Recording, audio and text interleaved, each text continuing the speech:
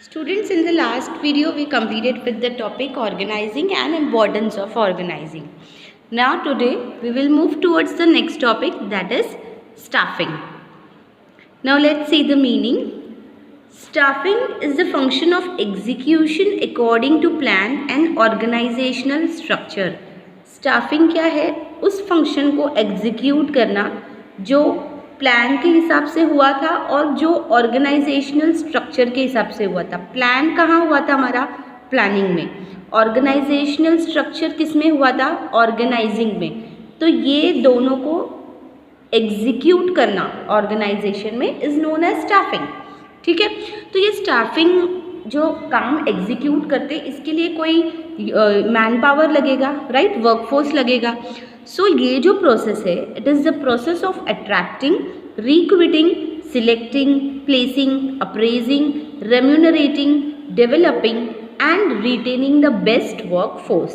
क्योंकि वही वर्कफोर्स ये प्लान को एग्जीक्यूट करेगा according to the organisational structure.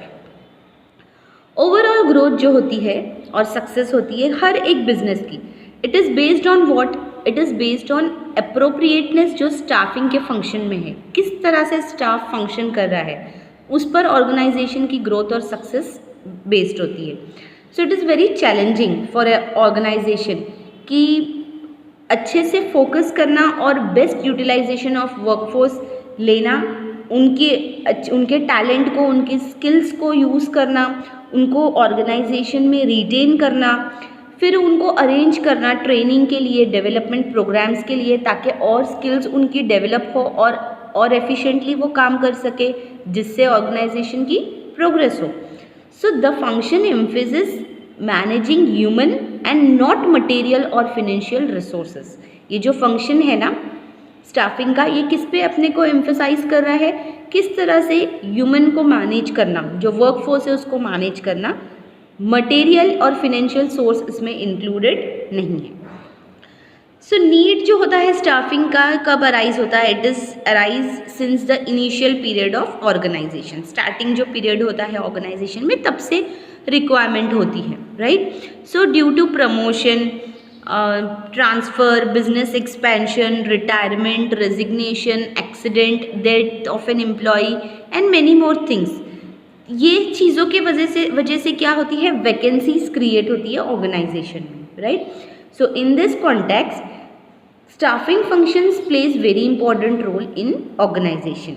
That means कि राइट पर्सन राइट जॉब पर और विथ राइट पेमेंट होना चाहिए. ये बेसिक प्रिंसिपल है स्टाफिंग का. Okay. Now let's see the definition students. Now following are some definition, we will take one of it. Any one you can write in your exam, not to write all the three, only one you have to write, but you have to write the definition. It is compulsory and it should be written in double inverted commas. So first definition I am taking into consideration, student, that is Theo Hamann. He says that the staffing function pertains to the recruitment, selection, development, training and compensation of subordinate manager. ये जो function है किस चीज़ से deal करता है?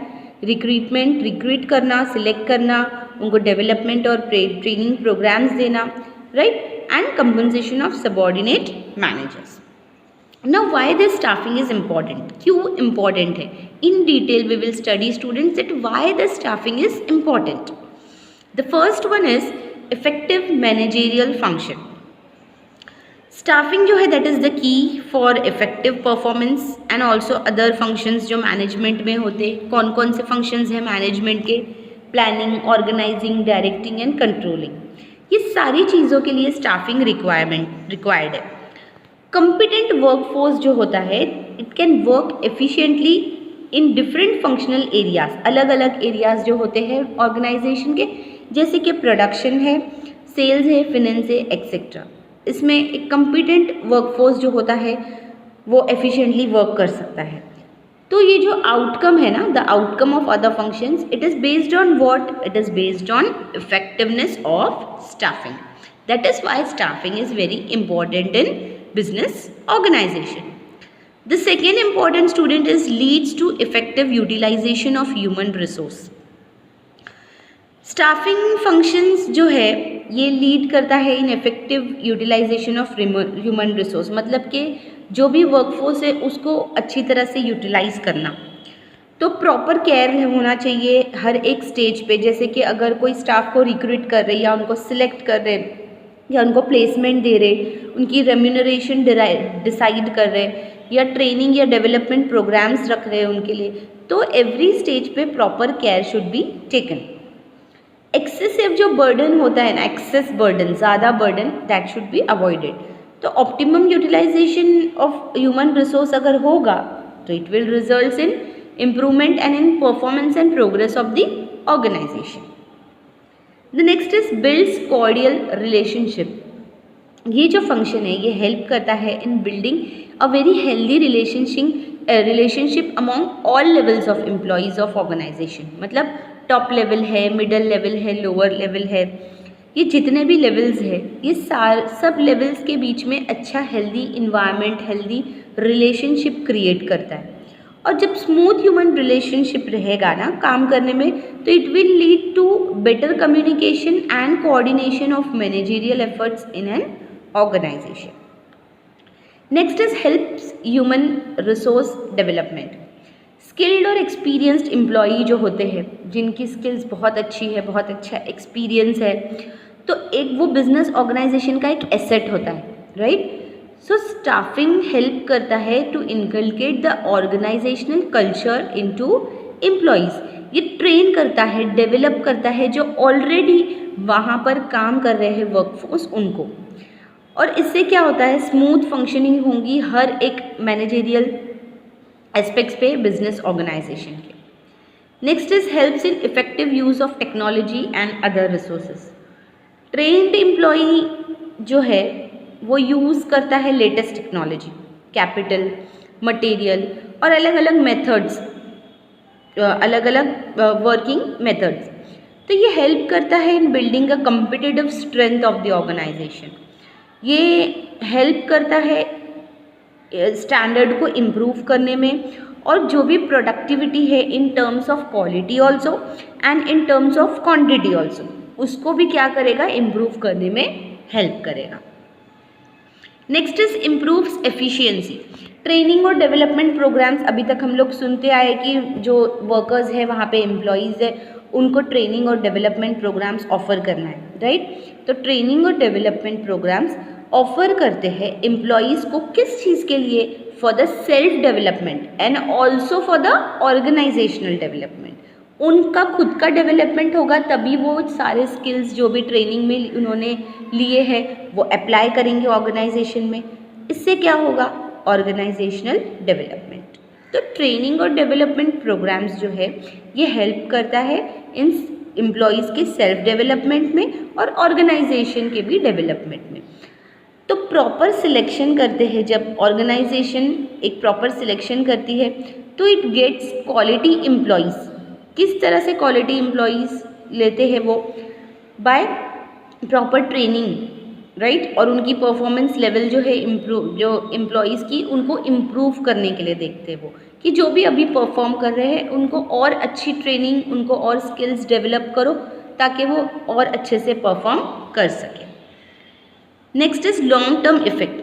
Qualified, efficient या फिर skilful workforce जो है ये हमेशा क्या है, एसेट है ऑर्गेनाइजेशन का। इसके पहले भी हम लोगों ने पढ़ा, right, that good skilful workers, experience workers, ये they are the assets of the organisation.